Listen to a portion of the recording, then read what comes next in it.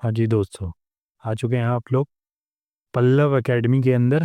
और जहाँ पे हम लोग जब कोई नहीं आपको नहीं पढ़ाएगा तब मैं आपको पढ़ाऊंगा, और जिसके अंदर हम लोग कुछ बेहतरीन सबसे बढ़िया क्वेश्चंस के बारे में बात करने वाले हैं, और जहाँ पे हम अच्छे अच्छे क्वेश्चंस को क्या करेंगे, प्रैक्टिस करेंगे। ठीक है, तो शुरुआत करते हैं बिना टाइम वेस्ट करते हुए, क्योंकि टाइम बहुत महत्वपूर्ण है।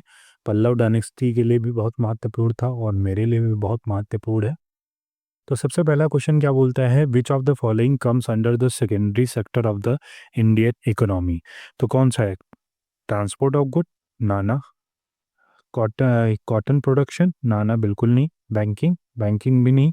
तो हमारा कौन सा करेक्ट आंसर होगा? Option number one is the correct answer. ठीक, आगे बढ़े। ये पेन थोड़ा सही कर लें, कहीं से सही होगा।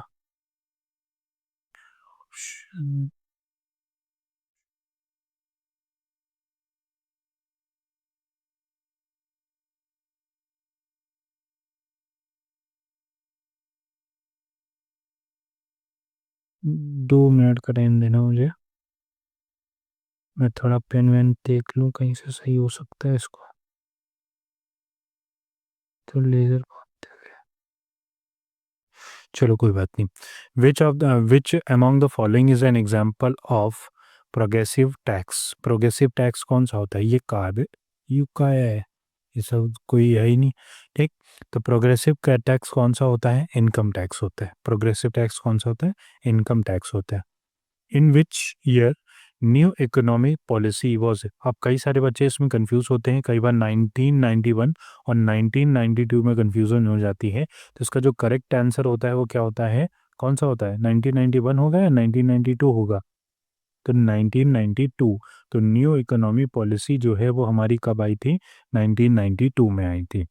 आगे बढ़े। Which among the following is a part of political executive. कौन से पार्ट होते हैं पॉलिटिकल एग्जीक्यूटिव के? डिस्ट्रिक्ट मजिस्ट्रेट होता है, secretary of ministry of defence होता है, फाइनेंस मिनिस्टर होता है, या सुपरिटेंडेंट ऑफ पुलिस होता है, जिसको एसपी बोलते हैं। एसपी, एसपी का जलवा है भाई। ठीक है, एसपी अगर कोई हो गया ना तो हवा टाइट कर देता है। तो ये कौन से होते हैं? पॉलिटिकल एग्जीक्यूटिव कौन सा होता है?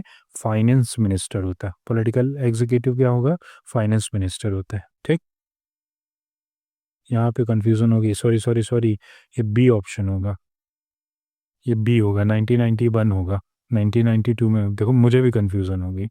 ठीक है, तो 1992 नहीं होगा, 1991 होगा। आगे बढ़े। विच among the following country is a third world country. कौन सी होगी? रशिया, चाइना, पोलैंड, या अर्जेंटीना। तो कौन सी होगी, कौन सी होगी बताओ?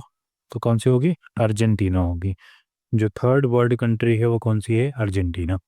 नेक्स्ट क्वेश्चन है, Marco Polo is a famous traveller, जो घूमता रहता था। पहले लोगों को जब घूमते थे तो उनका नाम लिखा जाता था, आजकल घूमते हो तो कुटाई होती है घर पे। Was native of which country. कौन सी कंट्री के नेटिव थे? मार्को पोलो किस कंट्री के नेटिव थे बताओ? उज्बेकिस्तान के थे, इटली के थे। इटली, इटली देख के मोदी जी का मन प्रसन्न हो गया। मोरक्को के थे, या मोरक्को के थे, या रशिया के थे? बताइए। तो कहाँ के थे हमारे मार्को पोलो? कहाँ के थे? इटली के थे। ठीक है। Indian standard time is based upon the Indian standard meridian which passes through. कहाँ से पास होती है? मतलब आईएसटी कहाँ से पास होती है? जयपुर से होती है? नाना। कोलकाता से होती है? नाना। अहमदाबाद से होती है? नहीं। कहाँ से पास होती है? इलाहाबाद से पास होती है। ठीक। Which among the following river is also known as Tsangpo. Tsangpo कौन सी रिवर है जो कहलाती है तसांगपो? कौन सी होती है? ब्रह्मपुत्र रिवर। चुम्बी वैली है। Chumbi valley is located in which state. कहाँ पे स्टेट है? कहाँ लोकेटेड है चुम्बी वैली? बताइए बताइए बताइए। चुम्बी वैली लोकेटेड है सिक्किम में। कहाँ लोकेटेड है? सिक्किम में चुम्बी वैली लोकेटेड है। At which period of life body undergo change leading to reproductive maturity. Adulthood में आती है, या एडोलेसेंस में आती है, या एड्रेनालाइन चेंज में आती है, या टारगेट पीरियड में आती है? बताइए किस में आती है? रिप्रोडक्टिव मैच्योरिटी कब आती है? एडोलेसेंस में आती है। ये बड़े हो जाते हो तुम, तुम्हारे अंदर कुछ चीज़ें सक्रिय हो जाती हैं। ठीक है, आजकल के तो छोटे छोटे बच्चों की भी सक्रिय हो जा रही है। Which is the process of conservation from solid to gas is known as conservation process of conversion from a solid to gas। कहाँ से कन्वर्जन हो रहा है? Solid to gas. तो सॉलिड टू गैस का कन्वर्जन क्या कहलाता है? बताइए बताइए बताइए बताइए। सब्लिमेशन कहलाता है। सॉलिड टू गैस का जो कन्वर्जन होगा उसको क्या बोलते हैं? सब्लिमेशन बोलते हैं। ठीक। At what temperature water converts into water vapour? किस टेम्परेचर पे वाटर? अब इसमें कंफ्यूजन होती है 273 और 373 में। तो याद रखना हम 273 में 100 ऐड भी करते हैं। तो 273 प्लस 100 क्या होगा? 373 इसका करेक्ट आंसर होगा, ना कि 273 होता है। ठीक है। तो किस पे वाटर कन्वर्ट होता है? 373 केल्विन पे होता है। अब बताओ, IBM 701, IBM 702, IBM 650 या आर द एग्जाम्पल ऑफ कौन सी जनरेशन के होंगे? First generation, second generation, third generation या फोर्थ जनरेशन? ठीक, किसके एग्जाम्पल हैं? फर्स्ट जनरेशन के एग्जाम्पल्स हैं। कोई दिक्कत? नेक्स्ट है स्पिंच कंटेन। क्या कंटेन करता है स्पिंच? तो स्पिंच क्या कंटेन करता है? Oxalic acid. स्पिंच क्या कंटेन करता है? Oxalic acid.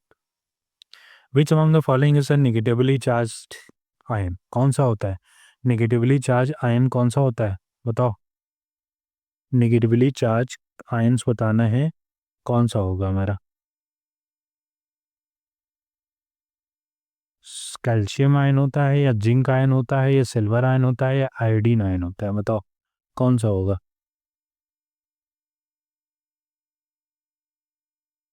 बताओ भाई बताओ। बताओ।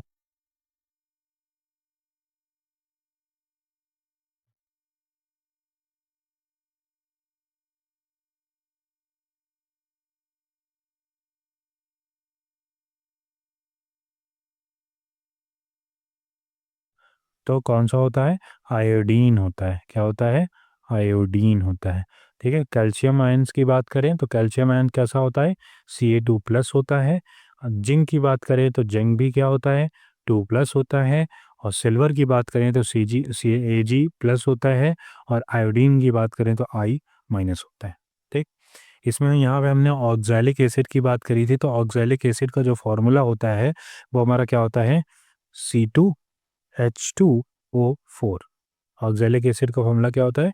C2H2O4। कई बार फॉर्मूला भी पूछ लेता है, तो इस बात का याद रखना। आगे बढ़े। Which of the following is the most reactive in nature? कौन सा होता है? कैल्शियम, लेड या आर्गन? तो potassium is a very reactive. ठीक है। तो और रिएक्टिविटी किस पे डिपेंड करती है? तो रिएक्टिविटी डिपेंड करती है आउटर मोस्ट सेल पे। तो सबसे कम आउटर मोस्ट सेल पे किसका होगा? पोटेशियम का ही होता है, 1 होता है आउटर मोस्ट सेल पे। ठीक। Which among the following is not a biotic compound of the environment? कौन सा नहीं है? मैं पैरासाइट नहीं है, या डिकम्पोजर्स नहीं है, या नॉन ग्रीन प्लांट्स नहीं है, या सॉइल? तो कौन सी नहीं होंगी बायोटिक कंपाउंड? बायोटिक कंपाउंड कौन सी नहीं होंगी? सॉइल नहीं हो, सॉइल। ठीक है।